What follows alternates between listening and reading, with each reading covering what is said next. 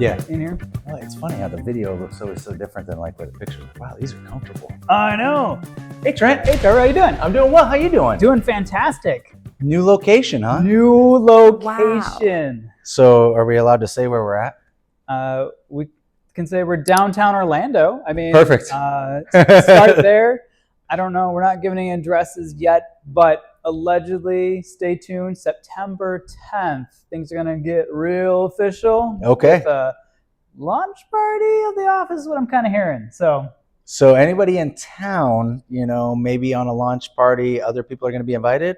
Yeah. If you're a realtor or something? Yeah, bring some realtors in. Okay. I mean, in that vein too, like we're actually going to start doing some mix and mingles at the office soon. Wow, okay. Yeah, once we're probably official, because we're a little in the rough edge thing here. We got to get it cleaned up, and then we can take and start showcasing what we got, Yeah, if we showed everybody the office, which, I don't know, maybe we could do a quick walkthrough or something. It needs a lot of work.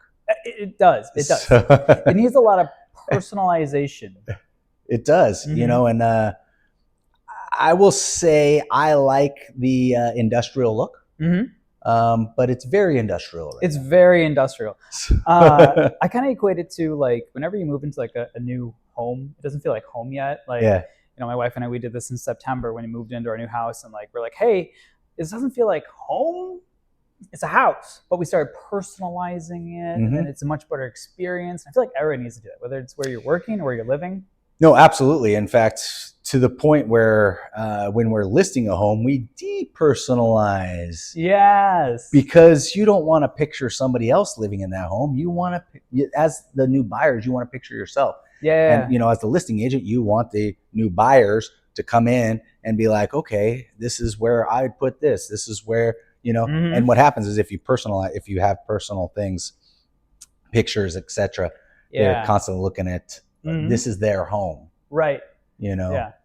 Now, when you do that, do you just take down all the pictures, make sure it looks good? Or do you kind of do some of those stock photos, like when you just bought the frame, we take them down. Just take them down. Yeah. I always say if it's like an artistic piece or anything that's just, just generic, leave it up. Okay. Because for one, you're either going to have to fill the space where the holes are or whatever. Right.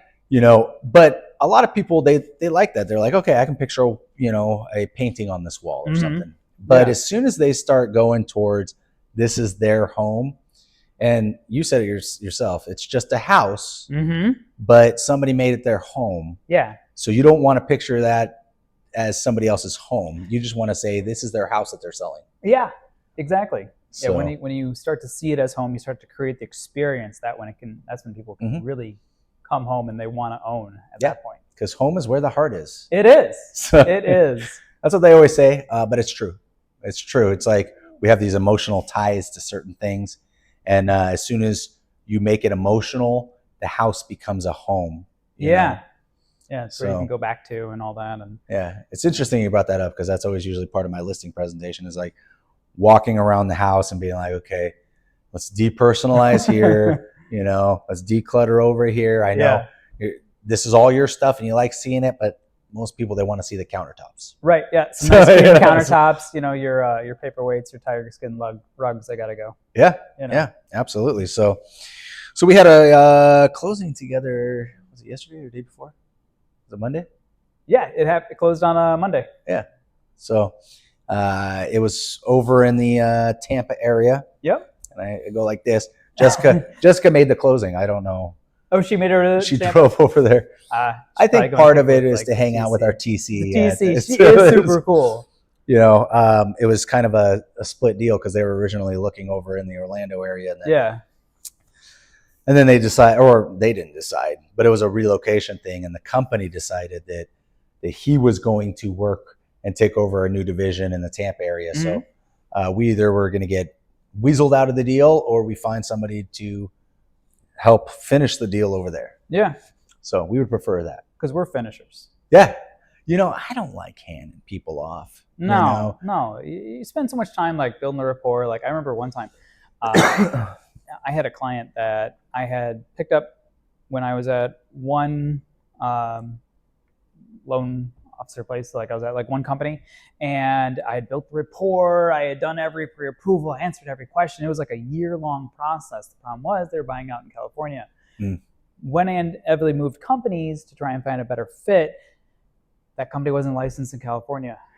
Oh. So I had to refer it out, and it sucked. And the hardest part wasn't just like, now I'm not getting any return on the money. It was more that I don't get to serve this family anymore. I don't get to see the finish line. I don't get to tell them congratulations, we finally closed. Here's your clear to close. I didn't get to deliver those words. Yeah. So that is the fun portion of it too. And then, you know, not to sound selfish, but usually when you do a good job and you take it to the end and stuff, you get referrals out of it. Yeah. You know, right. So, he stuck with me for a year and a half. Yeah. And when you refer people out, you tend to lose that a little bit. It's a little bit of a gap, right? Because now they're the ones that are having the shared experience of going through the ups and downs of closing, right? So they're the ones that are like, well, what's the inspection price, you know, looking for? They're the ones breaking down the appraisal together. You kind of miss out on a little bit. Yeah. So I totally get it. It makes it hard to like get the referral, but yeah. Hey, you remember me? I referred you over to them. Got anybody I can help out? You know, friends and family who could get referred to somebody else. It doesn't sound as good. Yeah. Well, I mean, unless you knew the person beforehand, it's true. Kind of difficult to go back to that situation. In fact, those are the people that I probably don't contact again afterwards. It's no offense. It's just that I didn't do a service that would, warrant a relationship after. Right. Yeah. Yeah. So, yeah, we actually, I just got back from church camp. Yeah. So, and of course they say when you go on vacation or when you leave town, you get super busy. And you got like 6 new deals in the pipeline now? I mean, I think we put one of our listings and 2 buyers in contract while I was gone. And we definitely got the lending on one side. And then we're working on another one. I don't know if that's going to happen. Sometimes there's just some things that happen, where you can't capture both. Sometimes you can't. Yeah. So we'll see what happens. I mean, that gentleman, if you're watching, is a very difficult gentleman. So we've been working with him for like about a year and a half now. And he had his home listed in Georgia with somebody else. And we were showing him a bunch of houses down here, and he wasn't getting any showings up there or anything. And so we kind of went through the listing with him, and we're just like, listen, I would get with your agent. The pictures are horrible, this and that. And we went through like a whole bunch of stuff. I was like, it's like a $1.4 million house up there in Georgia. It's like you have to do a listing a specific way. It has to be a luxury style, and then they had it listed for 4 or 5 months, and the initial pictures were like in winter, and so the grass and everything looked terrible. I was like, you have got to as soon as you hit spring and the flowers start coming out, you got to redo those front pictures and stuff. Right. Well, I mean, in probably something similar, I saw a video on Instagram, like an agent was talking about what to experience in luxury, versus like your random stuff. They're like, you got to sink money into some of the stuff. Like they were talking about, like, initially I do this much, my photos are this, I do this, drones and videos and all that to upscale the service of like showcasing it from the get-go is like more. Yeah. So I have to imagine that if you go, okay, well, I have spring now because it's sat. Well, you got green grass. Green grass is going to sell way better than mediocre brown. Yeah. And even nowadays, like with AI, you can send the pictures in and just say, hey, I need green grass. I need the trees to, and AI can do that. Yeah. But you can still kind of tell with the eye. It looks so much better if you just get the photographer back out there. Yeah. Just take new pictures. Let the professional be professional. Yeah. And it's like you said, if you're going to have a luxury listing, okay, if you're going to have a listing in general, I know a lot of people say, they can get away without paying anything. I spend about $1,500 per listing with advertising, pictures, marketing, just all sorts of stuff, the signage, the various things to get them to the point where I think that they're at their max level of being able to be seen at least, because really the first step is just getting people in the door. Right. So, and we do a thing called, we call it lifestyle selling. Okay. And what we do is, like, anybody can sell the house. When you're looking at pictures, that the house is kind of selling itself. But what does that location in that area give you? What's the lifestyle of living in this house? If you were to make this your home, what's type of lifestyle would that be? And, a lot of it is like catering to what people want or what the subdivision has. Does the subdivision have a couple parks? Does it have nice walking trails? Is it close to, so no matter what we do, we try to sell the lifestyle. Yeah. And we think that's a good way to go about it, because anybody can sell a house. You're looking at the house and stuff. Right. Yeah. But with the luxury, you're right. We spend between $3,000 and $4,000 well before we're going to get paid on this stuff. Yeah. Technically, in our listing agreements, if they were to cancel with us for any reason other than, go into term or something, they technically owe us that money. Yeah. We've never had anybody do that, but to be quite honest, I don't know that I'd even charge that, because I feel like I'm not doing my job if we're not doing, You didn't get to the end. Yeah. So we've never had to deal with that, but worst case scenario, I guess we'd cross that bridge when we get there. Whether that person, whether it was our fault that it didn't sell or whatever, we addressed that and we kind of figured it out. But you're right, it's with a luxury listing. And I think that is a big problem with most real estate agents. They don't have that money ready to go, because that's something you're investing with that person. Yeah. You're investing in the sale. So, but they weren't doing that. So to go back to that story of our client up in Georgia, we were beating up the listing, and he's like, do me a favor. Can you find me a realtor in my area that would do a lot better job? Yeah. And when we do that, we can send out a referral agreement. And so we found probably the best luxury agent in that area. It's kind of about an hour out of Atlanta. So smaller town outside of, big city. And I know a lot of people are thinking, oh, just find a Atlanta agent, but probably wouldn't want to do that. Yeah, you're getting an hour out, especially luxury agents. They would probably go there, but I want somebody boots on the ground. Right. Who's in the area, knows the lifestyle of that area. It makes a lot of sense. Yeah. So we found this gal, Bonnie, that was fantastic. And every 2 months, she's updating the photos. She's keeping us informed and everything. And so she got him under contract about a week ago. And come to find out, I don't normally do this because I normally put like a 2-3 year thing on there, but come to find out, the referral agreement expired in February. So I called Bonnie. I said, listen, this was my fault. It was lack of due diligence on my end. So you don't have to pay me. I said, but because I gave you the referral, I would much appreciate the referral that we agreed upon. And she's like, oh, absolutely. She's like, I wouldn't have it any other way. Yeah. And that's the way I am too. It's like, I want to take care of the people that are taking care of me. Yeah. So, and it was obviously a very good commission for her. So she shouldn't be, sad about that. So we re-upped the referral. Yeah. But that's just, if you're a realtor out there, you got to keep that stuff in mind. Stay on top of that. Yeah. These agreements, you always put an expiration date. And if it doesn't have an expiration date, then it's not a legal and binding contract. So you have to put one to some extent anyways. Yeah. And so anyways, make sure you do it long enough, or you have some sort of rapport with the person, or you re-up before it expires. But so we did. She actually, no, not February, just a couple months ago.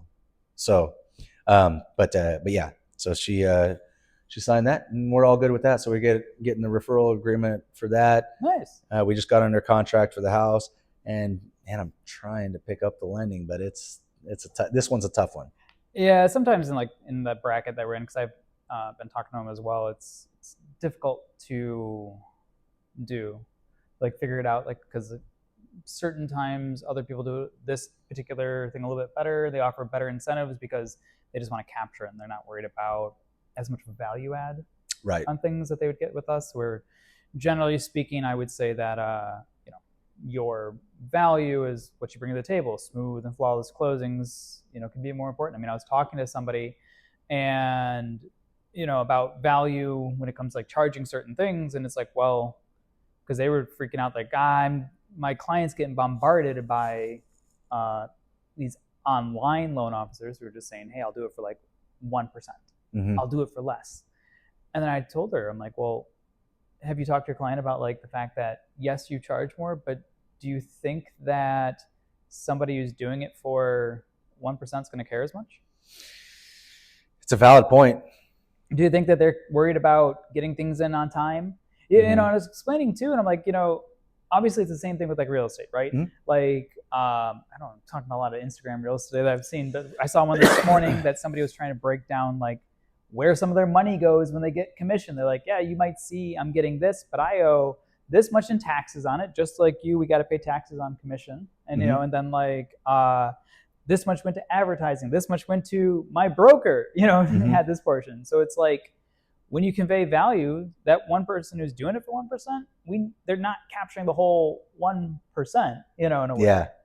I mean, so it's even less that they're doing it for technically. It works in lending a lot. And you mentioned it in real estate. We're constantly battling, commission conversations. That's the number one thing. And I think if people could get past what you're paying somebody and then and just keep on what you're netting. What are you netting? Because I personally, when I hire somebody to do a job like a plumber, I don't want the cheapest. I want the guy that's going to get the job done the best. I don't want to have any other issues in the future.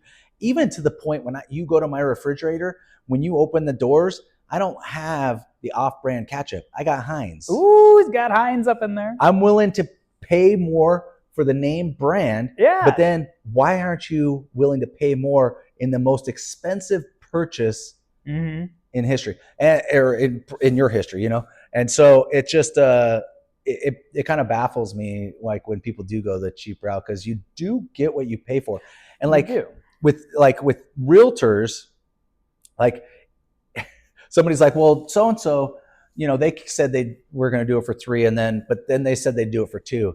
And I'm like, yeah, but they folded so quickly just to get you down to 2. Don't you think that they're going to fold really quickly or spend most of the time arguing with you just to get you to sign something? They're going to end up costing you money in the end because they just want to get into contracts. Right. Or it'll be speed to the deal. And then, one of my experiences that it just felt like somebody I was working with was taking less on it, and it was speed to deal. It was very much like, hey, this is a good offer. I'm like, that's not what we're wanting. Right. Oh, this is a really good offer. You should just take it. Yeah. And so it's maybe like, it just like didn't feel good. And it feels like they're almost working against you because they're like, well, they're making less. So their goal is time. Right. How can I do it as quick as possible? So even if it's a little bit less, at the end of the day, it's like, I got it done. Right. Yeah. Well, and that's a big thing. Like we shared a listing a year and a half ago with somebody that was on our team at the time that the whole time he's trying to convince our seller, and it was our seller. We brought him in to kind of for the marketing and type stuff. But the whole time he's trying to get the seller to come down. And I'm just like, my job is to beat up the buyer and get as much as I can for the seller. Yeah. I play teams. This is my team. They're hiring me. Yeah. And I basically told him, I said, stop coming to me and asking me to ask her to come down in price. That's not going to happen. Right. We're going to work this another way. And we worked it another way and we ended up with a whole bunch more. Yeah. So we finished. Yeah. And it's interesting because I hold my commissions. I don't give them away. Jessica tends to, fold. She likes to make everybody happy, you know? And so, but I, on the other hand, I'm just like, I do the math and I'm like, okay, if I'm going to hold an extra 0.5% and yes, I'm going to make an extra $3,000, how much more though am I going to get you? If I get you an extra $10,000 and I only take 3,000 of that, isn't it worth it to have that extra 7,000? So 100%. Like in my head, that it makes sense. Just the maths. Yeah. And even like recently, one of them we have in contract, this really good agent, he's representing the buyer. And I mean, he sells a lot of homes, and I know what he's thinking, so he submitted the offer full price, and I'm like, here we go. He's going to try to renegotiate during the inspection period and try to get money back. Sure enough, like they're like, we want $7,000 off. We noticed the pavers were discolored, this and that. And I'm like, did you not notice that stuff before you submitted the offer? Mm-hmm. I said, we're not doing anything. And he's like, what do you mean you're not doing anything? I said, we're not doing anything. We're sticking that price.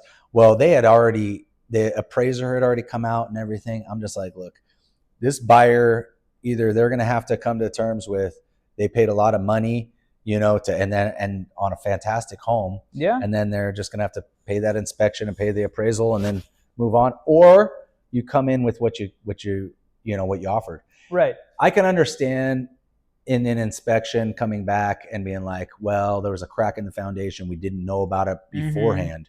But don't come to me with stuff that you should have seen. You should have seen it walking up to the house. That was included in your original offer. Yeah. And so basically he's running out that we gave him 10 days, which I don't normally give 10 days. It was a full price in a buyer's market. So I was like, okay, we'll give him 10 days. There's a give and take. And so he ran out the full 10 days expecting us to come back and kind of fold and be like, actually, we'll take it or whatever. Mm-hmm. We just ran out the whole day. Run it out. And then time's on our side. And then, so the last day was Thursday. So Friday came along, and Jessica's like, so I guess we're good. And I was like, we're good. But that's what I bring to the table. I am a tough negotiator, and I get it because it makes people nervous, but I can feel, I can sense things, all right, they're already this much invested. Yeah. Let's not do this. Let's not play this game or whatever. And eventually I feel like we'd always get them back to the table anyway. So anyways, all that to say is I happen to think that when you're interviewing somebody for a mortgage or for real estate or whatever, pay the person that you think is going to get the job done for you. Right, with the least amount of bumps in the road, and they're going to care, like, they're going to answer the phone at odd hours, too, because I know who the person is entertaining. Yeah. And like going with, and it's like, they're a bank. Yeah. You think that if you had something that was unsettling at 6:30 at night, 7 o'clock at night, they're going to answer? Yeah. No, they got business hours. They're done at clocking out at 5. They're like, all right, well. Yeah, and a lot of those people are either hourly or salary or something. They're not even making a commission, so they have no skin in the game. There's no incentive to, they just have to get it to the finish line to get paid, but I feel like most of the time that's what people are doing. They're just trying to get it to the finish line to get it paid, right? Or to get paid themselves. Whereas like I am just always like, I have tried to have that mentality. I'm getting the most for my sellers, or I'm getting the most for my buyers, or whatever. I am winning this battle. I'm winning the deal. Yeah. Winning for them, because we're on a team all together, Yeah. And it's just kind of like talking about like more team mentality in a way. Like, we use processors when we're in the middle of it. And then even like some extent, like you might be annoyed with like the underwriting, and we might pitch them as the enemy sometimes because they are annoying us too on the lending side. Yes, they asked for documents again on something, but page 4 was missing, or this wasn't the right account, or something like that. Yeah. But at the end of the day, everybody's incentivized to get it done. We're still on the same team. And no matter what, you're going to have some sort of underwriting last minute stuff. So no matter what, you can get mad at us or whatever. The fact is, I know for a fact that you're working till like 8 or 9 o'clock trying to get this resolved, whereas at a typical 9 to 5 retail bank, you come in during the regular hours, you try to get it solved, doesn't happen, we'll carry it over to the next day. Yeah, we'll just fill all this in the morning, maybe we'll have an answer then, or don't bother, those banks probably don't bother me during my lunch break.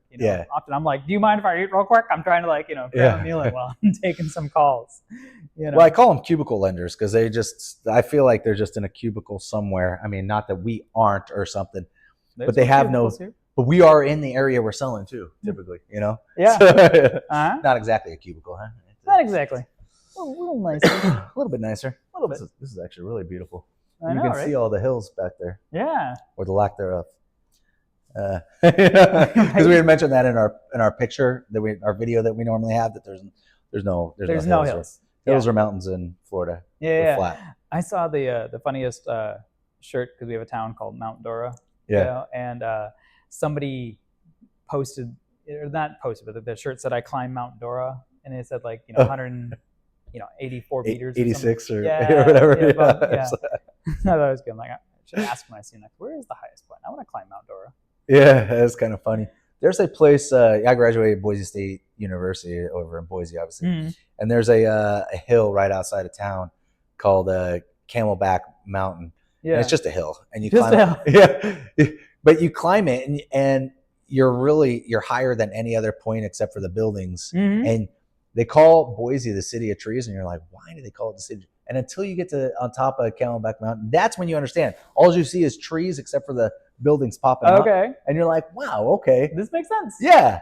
Because when you're down there, you don't see all the trees or anything. You don't notice it all. But I'm looking at this, I'm like, this is like the city of trees. Yeah. It's like all I see is trees and I stuff. know. You don't see any houses or anything. Yeah, especially if you look over that way. Yeah, over that way is like nothing. It's like just trees. Yeah, but there's people down there. There's people hidden in those trees. You ever saw a tree fort in Florida? No. You might. Yeah. I'm sure there's a couple. It kind of feels like the Amazon. Tree houses. I mentioned. I'm just like, dude, it's like, that's why we couldn't find anything in the Amazon for so long. Right. Just the canopy, it covers it. Canopy covers it. Yep. So, but that was kind of a tangent on what was going on, But so, anything else with you as far as lending goes? As far as lending goes, just kind of getting some of those lenders up and rolling that we met at the conference in Atlantic City.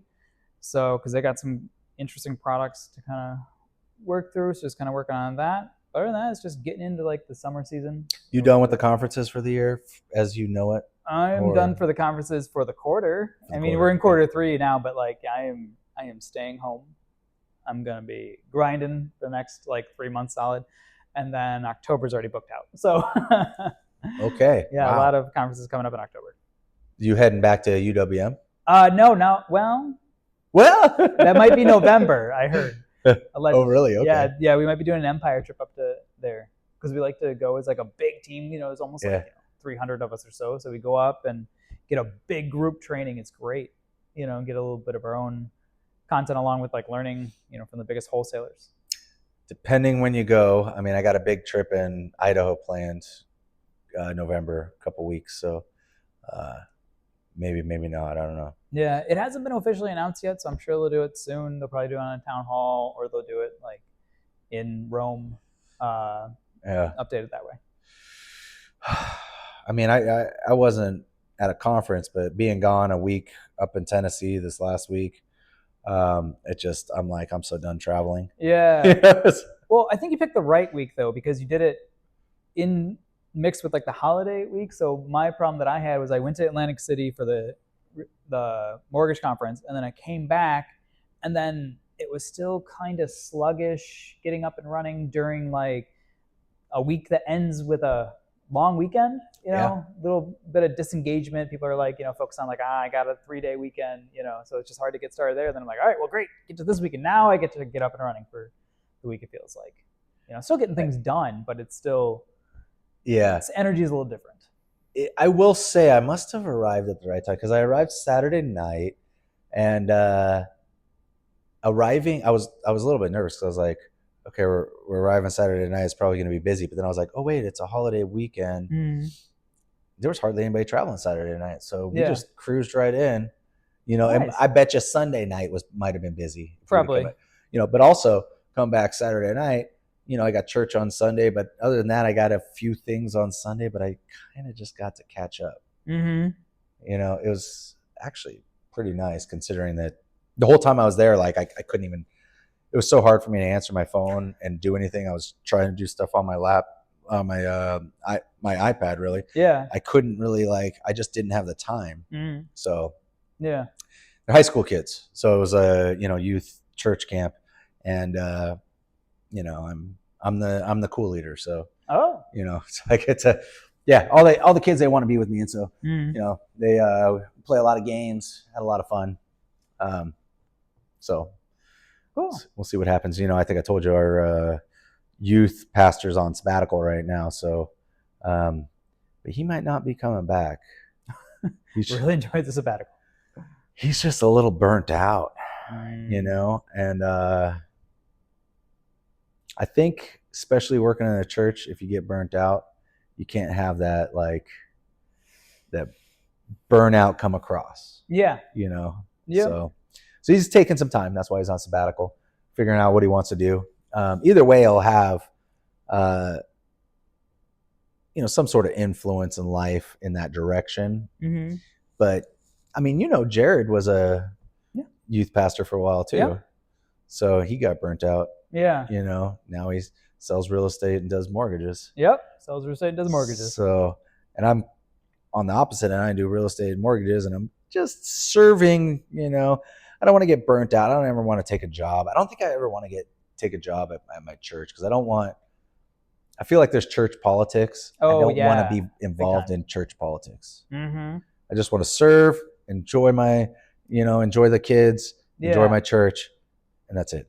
Yeah. I don't want to wear too many hats. Yeah. I don't want to. As soon as you get paid, right now we tithe, so we pay. So it's like, if you upset me now, I'm taking my money away, right. But on the other hand, if I'm getting paid, now all of a sudden by the church, all of a sudden there's they're in charge. Right. Which, isn't a bad thing probably, but I'm telling you, there's church politics. So it is what it is. Yeah.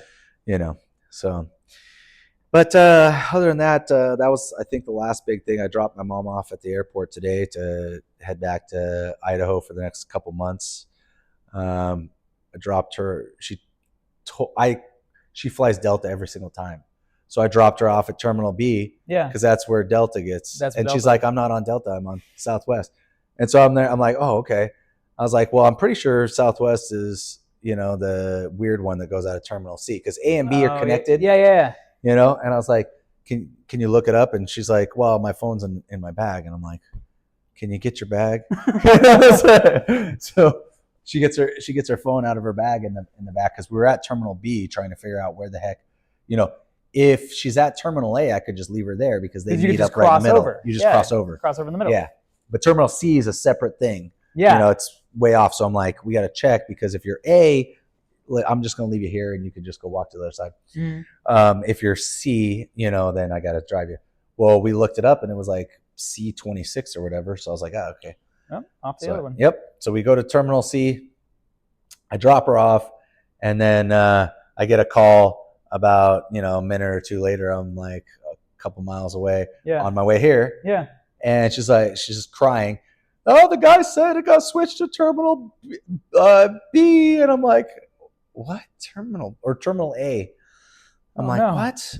We looked at it when you were on here, Yeah. I was like, all right, I'll come back and pick you up and take you to Terminal. That's why I was a little late coming in here today. But so I go back and pick her up at Terminal C and drop her off at Terminal A. And I'm just like, man, part of me was just like she was giving me a lecture. She's like, I sent you the itinerary this last night, because I said, hey, when are you leaving? So I make sure, and I was like, yeah, I to be quite honest, I looked at the time. I didn't think anything of it,